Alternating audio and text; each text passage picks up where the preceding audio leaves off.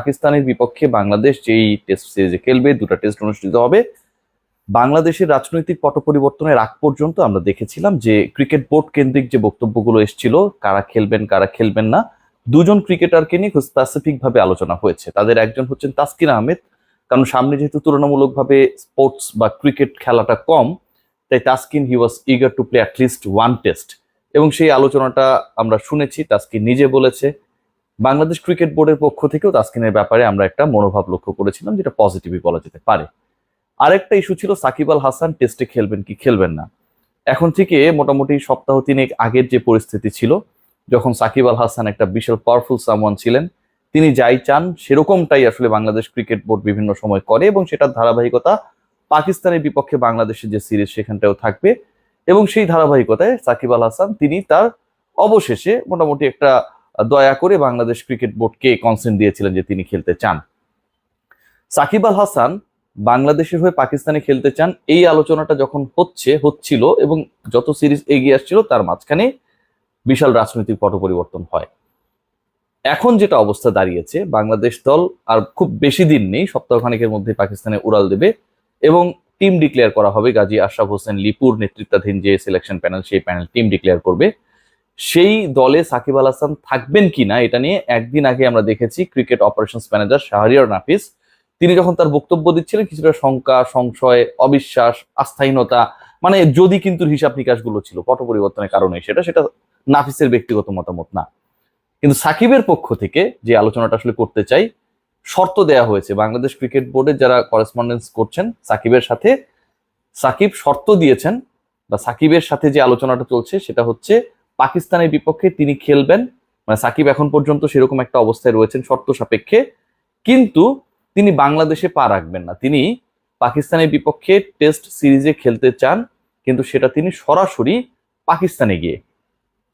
আপনারা ভাবতে পারেন ব্যাপারটা, মানে বাংলাদেশে তিনি আসবেন না, তিনি যেহেতু কানাডায় রয়েছেন সেখান থেকে ইউএসএ যাবেন, ইউএসএ থেকে দুবাই হয়ে তিনি পাকিস্তানে গিয়ে খেলবেন, কিন্তু বাংলাদেশে তিনি খেলবেন না।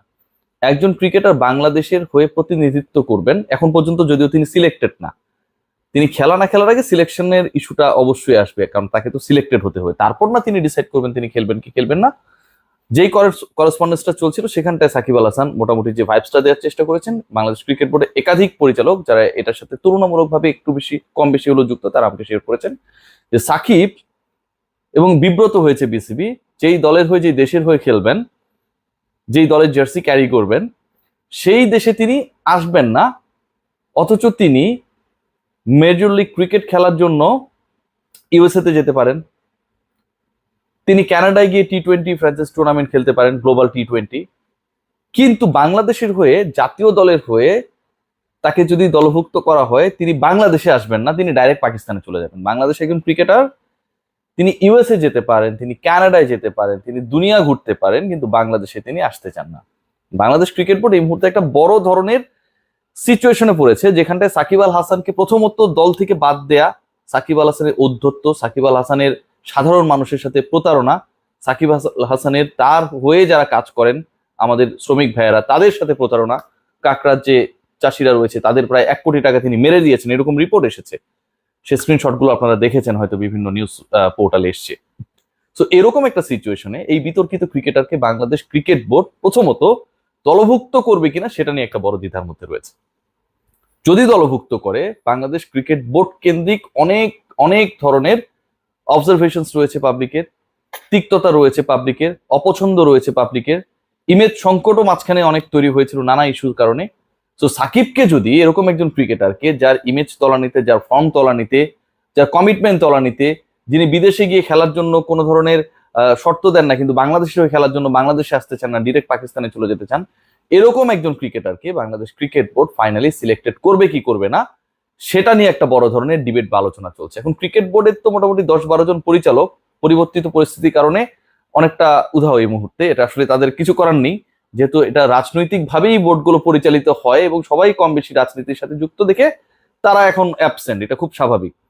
এই সিচুয়েশনে প্রধান নির্বাচক এবং তার প্যানেল মোটামুটি একটা চাপের মধ্যে পড়েছেন, এবং সেই চাপটা থেকে বের হবার জন্য প্রাথমিক যে সিদ্ধান্ত, প্রথমত সাকিবের এই ধরনের শর্ত কেউ মানার জন্য খুব বেশি আগ্রহী না, কারণ এটাতে cricket board, cricket operation, selection panel সবাই অনেক বেশি সমালোচিত হবে যে সাকিব আল হাসান ডিরেক্ট পাকিস্তানে চলে যাচ্ছে। মানে সাকিব আল হাসানের এমপিত্ব চলে যাওয়ার পরেও, যিনি 1 বছর আমরা দেখেছিলাম যে আসলে ফিক্সিং এর জন্য নিষিদ্ধ ছিলেন, তিনি মোটামুটি নির্বাচিত হয়েছিলেন বিশাল ভোটে, সেখানটাও তিনি 8 মাস করতে পারলেন না। তো তিনি এত সুবিধা নিয়ে, এত বিতর্ক নিয়ে এটা যদি এখনো কন্টিনিউ করে, নতুন বাংলাদেশ যেখানে তৈরি হচ্ছে সেখানে পুরনো সাকিব আল হাসানকে যদি আমাদেরকে দেখতে হয়, যেখানটায় সাকিব আল হাসান অনধিকার হেল্পস গুলো পাবেন বাংলাদেশ ক্রিকেট বোর্ড থেকে, এটা অন্তত এই মুহূর্তে কেউ করতে চায় না। এবং সাকিব আল হাসানকে সিলেকশন প্যানেলের মেজরিটি পার্ট দলভুক্ত করার ব্যাপারে অনাগ্রহী বাংলাদেশ ক্রিকেট বোর্ড। এই ক্ষেত্রে আবার একটা টেকনিক্যাল অবস্থায় হয়তো সামনে যাবে, আপনারা মিলিয়ে নেবেন। সেটা হচ্ছে সাকিব আল হাসান নিজে থেকেই অনেক স্ট্রেস এটা ওটা বইলা, সাকিব আল হাসান নিজে থেকেই আসলে পাকিস্তান সিরিজ থেকে তার নামটা প্রত্যাহার করে নিয়েছে বা অনুরোধ করেছিল যে তিনি খেলতে চান না।